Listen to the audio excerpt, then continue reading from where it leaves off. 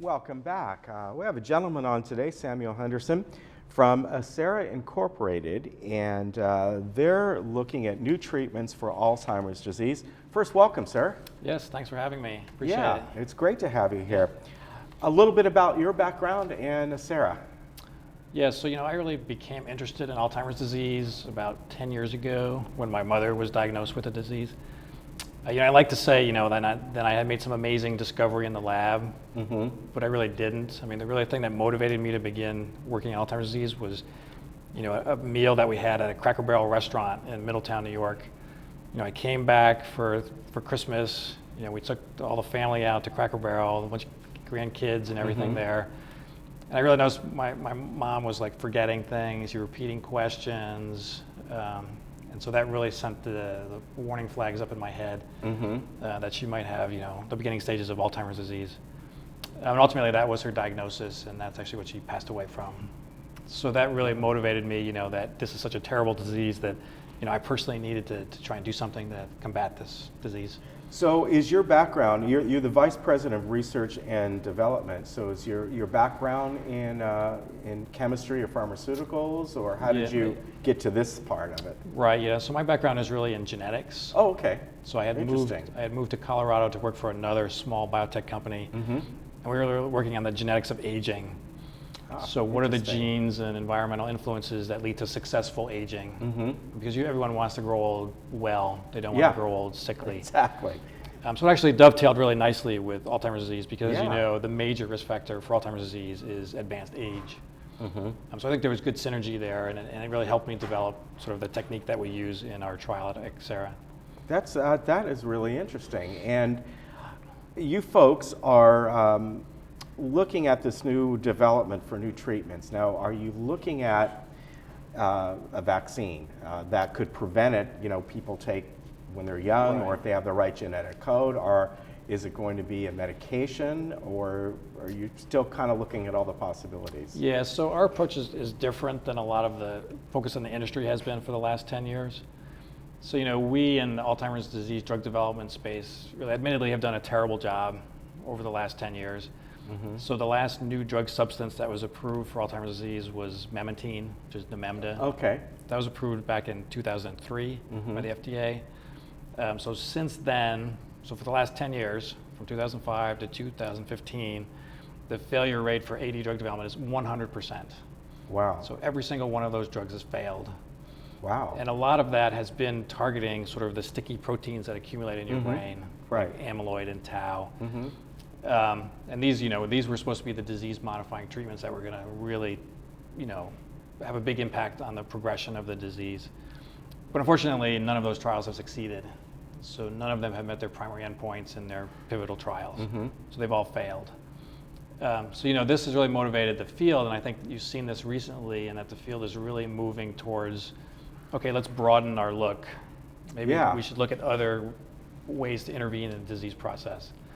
That's really where we are. So we're really tackling sort of a metabolic defect that occurs in Alzheimer's disease. Okay.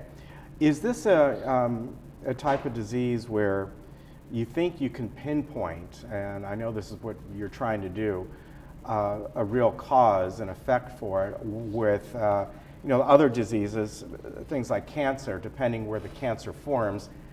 One of the reasons a lot of times we'll have oncologists on is that there's no one magic pill or treatment for it is because it manifests in so many different ways. Right. What about Alzheimer's that you have found? Does it do it the same, or do you think you can pinpoint, hopefully one day, this is the root cause of it, this is what we can do? Right, that's a very good question. So that's I think been the big problem in the field. So Alzheimer's disease was described over 100 years ago by Dr. Alzheimer's. And we still don't have a good handle on what is that what you're talking about, that root cause of the disease. For a long time, people thought it was accumulation of amyloid. Now that's sort of shifting towards maybe it's the accumulation of tau in the brain. But now even more recently, it's more moved to this idea that there's an underlying metabolic defect in Alzheimer's disease.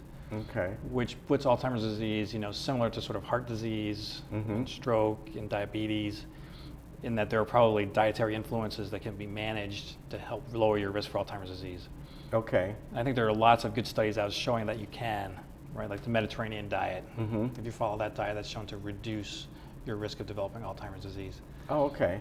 So I really think the field should and will move towards that sort of approach. Mm-hmm. So let's tackle this, in a preventative manner. So let's look at these early risk factors. Can we modulate them so that you don't end up in the case where you have Alzheimer's disease and it's going to progress, and then after a point, there's nothing you can do about it. What about the genetic and hereditary aspects of it? If you, you mentioned your mom had Alzheimer's disease.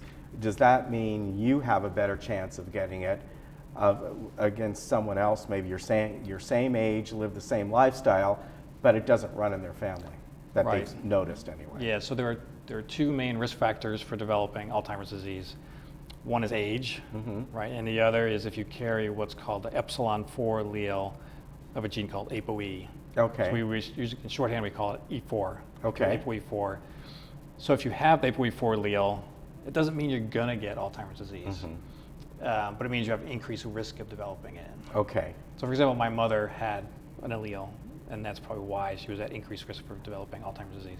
Okay. So this is, in some cases, it's very similar to heart disease or something like that. If it runs in your family, you have probably more of a chance of getting it, but it also goes along with lifestyle as well. Exactly. So there's different ways to look at it. So tell me about the trials that you're doing, and exactly, is it a new type of drug that people are going to take, or how does how does it work, and how do you determine who's right for this trial? Right, so our approach, as I mentioned, is a little different. It is a drug, so we are working with the FDA. This is an investigational new drug. We're doing right now what's called a phase 3 trial. Okay. The goal of this trial is to demonstrate that the drug actually is efficacious in a population. So our approach, your brain basically runs on sugar all the time. Yeah. And it uses a lot, right? So your brain uses like 120 grams of glucose a day. So it's a lot. It's like 25% of your total body glucose use is your brain. But we know in Alzheimer's disease that something goes wrong with your brain's ability to utilize glucose. And that gets worse over time, and that correlates very well with your decline in cognitive ability. So what we do is we induce what's called ketosis in the patients. So ketone bodies are normally produced by your body. Like when you woke up this morning, your ketones were slightly elevated because you had fasted overnight. Right. And if you're ever going on like an Atkins diet, you'll know that your ketones get slightly elevated. And it's interesting you say that, because I was just not long ago I was listening to, it was a food podcast. I think it was from, I don't know, Cooks Illustrated, but they had somebody on. They talked just about that, about why your body craves when you get up in the morning. Most people crave something sweet. Right. Yeah, it's fascinating, and you're pinpointing exactly what that person talking about. Yeah, and it's interesting. Alzheimer's patients also have intense sweet cravings. Yeah. So they want that. Very interesting. So, but our method is, we induce a mild state of ketosis. So we elevate these ketone bodies, this alternative fuel for the brain in Alzheimer's patients, with the hope that this will compensate for their declines in glucose utilization. So then they'll perform better in cognitive tests. Really fascinating. And so what we're looking for, we have a study going on across the U.S. We have about 90 sites across the U.S. We have one here locally, Dr. Zarati Rao. Okay. You can go to citrials.com to get more information, and I think the number should be on the bottom of the screen. 866-478-8391. Yeah, so to qualify, briefly to qualify for the study, you should be between the ages of 66 and 90 years old. You do not have to have a diagnosis of Alzheimer's disease. If you are having difficulty, or you know someone who's having difficulty with memory and attention, you can bring them to the clinic. They'll do a complete diagnostic workup, blood work, an MRI, a series of cognitive tests, and then they at the clinic can determine whether or not you have mild to moderate Alzheimer's disease. That information will be kept at the clinic. And you do not have to stop any of your AD meds or any of your meds. And once you're enrolled in the trial, there'll be a 6-month period where you may receive either active or placebo.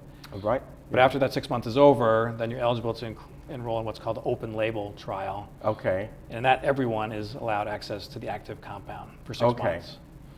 And we do, compensate for time and travel.